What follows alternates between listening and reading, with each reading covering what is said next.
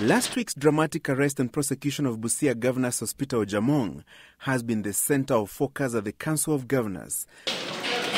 Being the first governor in office to be hauled to court on graft allegations, his colleagues are in jitters and want a change of procedure.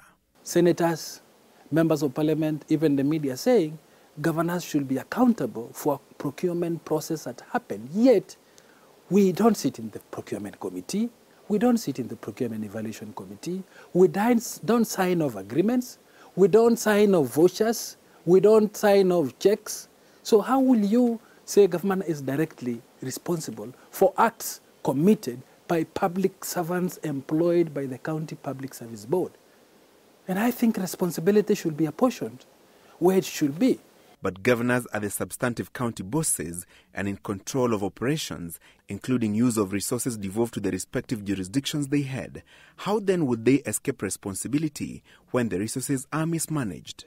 We hold political responsibility for county governments. The president holds it for the national government. The MPs hold it for CDF. And in parliament, we have speakers who also hold political responsibilities. If it's about holding political responsibility, then let it be equitably held across the country, but not only pushing one section of government and telling them take political responsibility for acts of criminality that may have been caused by public servants working in the county governments. Their status in the Constitution is that they're the chief executive officers of county governments. And I can repeat it so that they understand.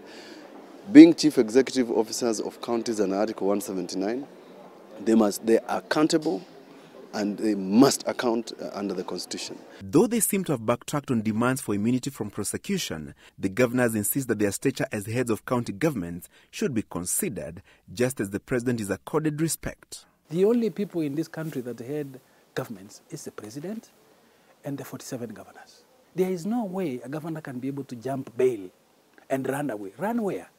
And he has a constitutional office and he's an electee.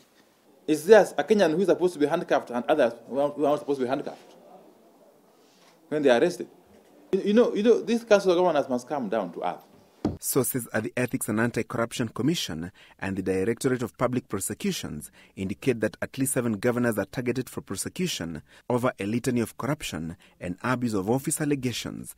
The political buck stops with the governor. The criminality buck stops with the individuals who have committed that criminality, but not things that will be performed by an accountant or a procurement officer, but they want the governor to be the one who is criminally liable.